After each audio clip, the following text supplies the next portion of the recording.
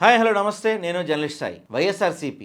వైఎస్ఆర్సీపీ మొన్నటి వరకు ఓ లెక్క, ఇక నుంచి ఓ లెక్కగా మారబోతుందా? దేశంలోనే ఏ ప్రాంతీయ పార్టీకి లేని స్థాయిలో ఒక భారీ ప్రైవేట్ సైన్యం సిద్ధం చేయబోతుందా? ఏ అంశంపైనైనా ప్రభుత్వంపై పోరాడాలంటే ఒక్క పిలుపుతో 18 లక్షల మంది సైన్యం ఒక్కసారి రోడ్లపైకి వచ్చే విధంగా ప్రణాళిక రూపొందిస్తుందా అంటే దాదాపుగా అవునని అనిపిస్తుంది.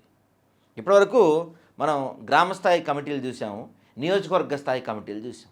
ఇక్కడ నుంచి గ్రామస్థాయి కమిటీలు, బూత్ స్థాయి కమిటీలు, మండల స్థాయి కమిటీలు, నియోజకవర్గ స్థాయి కమిటీలతో పాటుగా మహిళా కమిటీలు, యూత్ కమిటీ, నిరుద్యోగుల కమిటీ, ఎస్సీ ఎస్టీల కమిటీ, బీసీ కమిటీ, దాంతోపాటు సోషల్ మీడియా కమిటీలు, ఇలా ప్రతి కమిటీలు వాళ్ళు కూడా గ్రామస్థాయి, మండల స్థాయి, బూత్ స్థాయిలో ఒక్కొక్క కమిటీకి కనీసం మినిమం 100 నుంచి 200 మందిని దాంట్లో జాయిన్ చేసే ప్రక్రియ మొదలు పెట్టబోతున్నారు.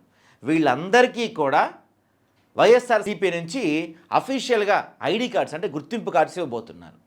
వీళ్ళందరూ కూడా వైఎస్ఆర్సీపీ సెంట్రల్ ఆఫీస్ నుంచి వచ్చే గైడ్లైన్స్ ప్రకారం పనిచేస్తారు.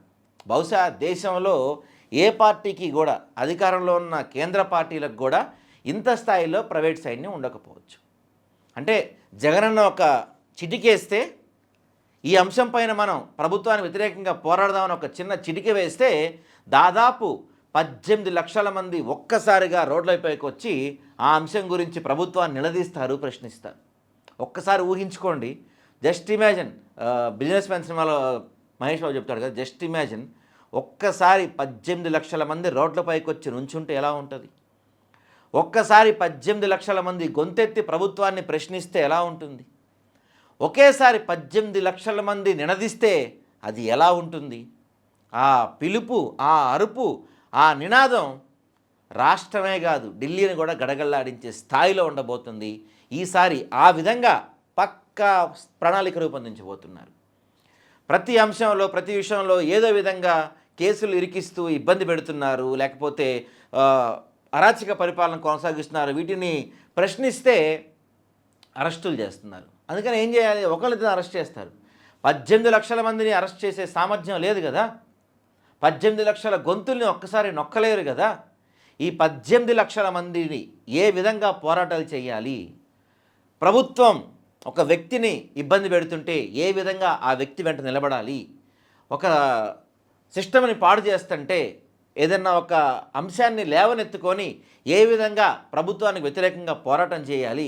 ఇలా ప్రతి అంశం పైన సెంట్రల్ ఆఫీస్ నుంచి ఆ 18 లక్షల మంది సైన్యానికి గైడ్లైన్స్ రాబోతున్నాయి. ఈ స్థాయిలో బహుశా ప్రపంచంలోనే కాదు, దేశంలో కూడా ఎక్కడ లేదా, దేశంలోనే కాదు ప్రపంచంలో కూడా ఎక్కడ లేదనుకుంటా. ఈ స్థాయిలో ఒక పార్టీకి 18 లక్షల మంది సైన్యం ఉంటాం. ఈ సైన్యం మొత్తాన్ని బలోపేతం చేసి ఇక నుంచి ప్రత్యక్ష కార్యాచరణలోకి జగనన్న దిగబోతున్నారు. అంటే డైరెక్ట్గా ఆయనే రంగంలో దిగబోతున్నారు. కూటమి అరాచకాల గురించి, కూటమి చేస్తున్న విద్రోహ పనుల గురించి, వీటన్నింటి గురించి ప్రజలకు వివరించడంతో పాటు ఒక ప్రజా ఉద్యమాన్ని బిల్డ్ చేసి ఏ విధంగా అయితే ప్రభుత్వం చేస్తున్న వ్యతిరేకత పనులు, ప్రభుత్వం చేస్తున్న అరాచక పనులు ఒక్కళ్ళు ఇద్దరు మాట్లాడితే సరిపోవటం లేదు. ఒకేసారి ఒక సైన్యం ఉప్పెనలా ఎగిసి పడితే ఖచ్చితంగా ప్రభుత్వంలో మార్పు వస్తుంది, ప్రభుత్వం చేసిన అరాచక పనులు ఆపుతారు అనే ఒక ఆలోచన వీళ్ళు చేశారు వైఎస్ఆర్సీపీ వాళ్ళు.